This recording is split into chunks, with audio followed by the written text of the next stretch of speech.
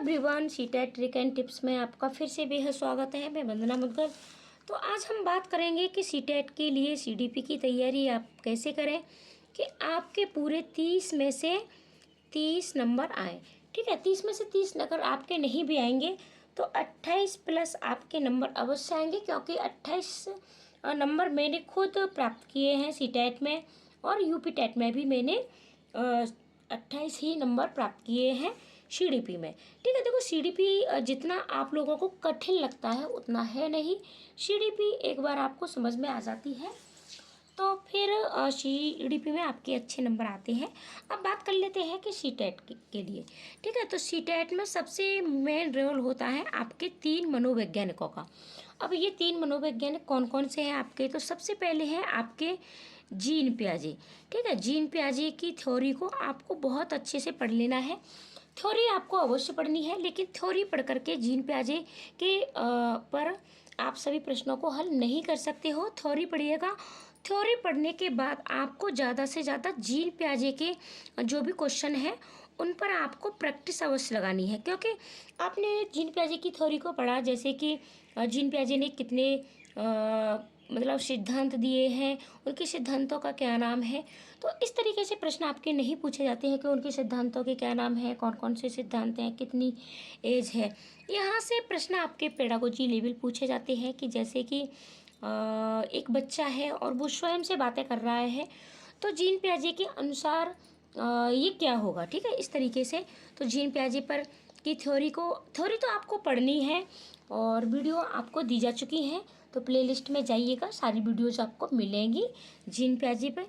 ठीक है, थ्योरी पढ़िएगा। थ्योरी पढ़ने के बाद आप इसकी ज़्यादा से ज़्यादा प्रैक्टिस करने हैं। पीवाईक्यू उठा लीजिएगा, और पीवाईक्यू में आपको जीन पियाजे के क्वेश्चनों को ही देखिएगा, फिर प्रैक्टिस करिएगा सीडीपी की।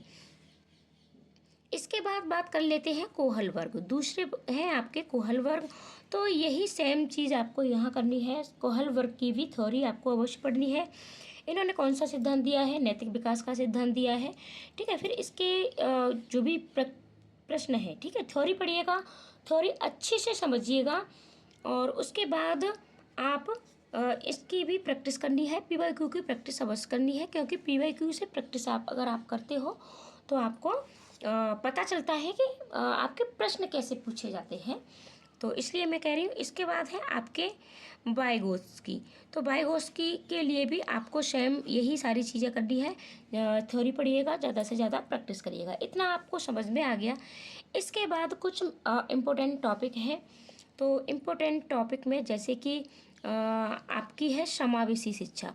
और देखो, समावेशी शिक्षा को आपको बिल्कुल भी नहीं छोड़ना है। और बात कर लेते हैं जीन पियाजे और वाइगोत्स्की। तो यहाँ से प्रश्न आपके मान के चलिएगा कि आपके उसमें मैथ में भी पूछे जाते हैं, साथ ही साथ लैंग्वेज में भी यहाँ से प्रश्न बनते हैं आपकी। तो वाइगोत्स्की, जीन पियाजे को बहुत अच्छे से आपको अवश्य पढ़ लेना है। समावेशी शिक्षा है, समावेशी शिक्षा से भी आपके प्रश्न बनते हैं।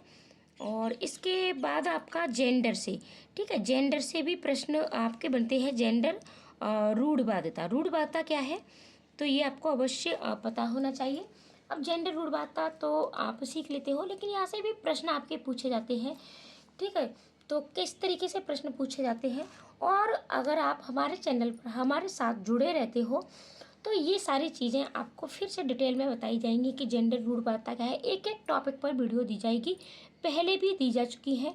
तो आप हमारी प्लेलिस्ट में जाइएगा, प्लेलिस्ट में जाकर के आप सारी वीडियोज देख सकते हो। अभी कुछ व्यस्तता के कारण बहुत दिन से वीडियो चैनल पर नहीं डाली थी, तो आप प्लेलिस्ट का प्रयोग करिएगा, और अपना रोज़ डेली, ठीक है, डेली आप एक टॉपिक लीजिएगा और उस टॉपिक को अच्छे से क्लियर करिएगा। क्लियर करने के बाद एक उस पर प्रैक्टिस करिएगा। ठीक है, जो भी टॉपिक पढ़ते हो उस पर प्रैक्टिस, और इसके साथ साथ एक पीवाईक्यू की भी प्रैक्टिस आपको डेली करनी है।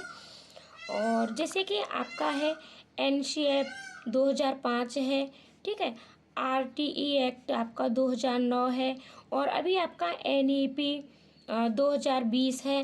तो ये सारी चीज़ें आपको अवश्य पढ़नी है। और जो भी महत्वपूर्ण टॉपिक हैं, सीडीपी के इम्पोर्टेंट टॉपिक पर भी वीडियो दी जा चुकी है। आप एक बार प्लेलिस्ट में जाइए तो सही, देखिए तो सही, अगर आप उन सारी चीज़ों को कर लेते हो तो मैं गारंटी लेती हूँ आपका सीटेट, ठीक है, आपका सीटेट पहली बार में ही क्लियर होगा। बहुत से बच्चों का हुआ भी है पहली बार में ही, उन्होंने कमेंट भी किया था, ठीक है, जब रिजल्ट आया था तो बहुत अच्छा लगा था। देखो, जो गलतियां मैंने की थी मैं नहीं चाहती कि आप भी करो। तो सीटेट के लिए सबसे मेन रोल है कि आपको पीवाईक्यू की प्रैक्टिस अवश्य करनी है। तो सीडीपी के लिए इसके साथ साथ आपको देखो टैग वर्ड्स अवश्य सीखने हैं। टैग वर्ड्स तो आपको सीखने ही सीखने हैं। अगर आप नेगेटिव और पॉजिटिव टैग वर्ड्सों को सीख जाते हो, निकालना सीख जाते हो, टैग वर्ड्स की वीडियो आप अवश्य देख लेना, टैग वर्ड्स की और एक आप कीवर्ड्स की। इन दो वीडियो को आप मेरे कहने से, ठीक है, आप मेरे कहने से इन दोनों वीडियो को अवश्य देख लीजिएगा, क्योंकि ये बहुत ही महत्वपूर्ण वीडियो है। अगर आप इन दोनों वीडियो को देख लेते हो तो फिर सीटेट आपका 100% क्लियर होगा, ठीक है। तो आप मेरे कहने से इन दोनों वीडियो को अवश्य देख लें। प्लेलिस्ट में जाइएगा और वहाँ से अगर आपको प्लेलिस्ट देखना नहीं आता है तो आप हमारे जो भी मेरे चैनल का लोगो आ रहा है, ठीक है, उस पर मेरे फोटो है, उस पर क्लिक करिएगा, चैनल खुल जाएगा और वहाँ से प्लेलिस्ट पर क्लिक करिएगा। तो फिर वहाँ से प्लेलिस्ट में ये आपको टॉपिक मिल जाएंगे, या फिर आप इम्पोर्टेंट जो भी यानी ज़्यादा जो भी पॉपुलर वीडियोज होती हैं उस पर क्लिक करिएगा, वहाँ से आपको ये वीडियो मिल जाएंगी। और मैं लिंक इनकी डिस्क्रिप्शन में डाल दूँगी, आप डिस्क्रिप्शन में जाकर के भी इन वीडियोस को देख सकते हो। तो आप इन दोनों वीडियोस को अवश्य देखें। और देखो, और भी मैं बहुत कुछ बताना चाहती हूँ लेकिन वीडियो ज़्यादा लंबी हो जाएगी। तो सीडीपी, ठीक है, अगर आप सीडीपी की तैयारी कैसे करनी है तो इसके लिए आप जो भी सीडीपी के इम्पोर्टेंट टॉपिक होते हैं तो इम्पोर्टेंट टॉपिक पर वीडियोस वो भी दी जा चुकी है, तो आप उसका इस्तेमाल करिएगा। और किस टॉपिक पर वीडियो चाहिए, किस तरीके से की आपको हेल्प चाहिए, तो आप कमेंट करिएगा, आपको वीडियो जल्द से जल्द दी जाएगी।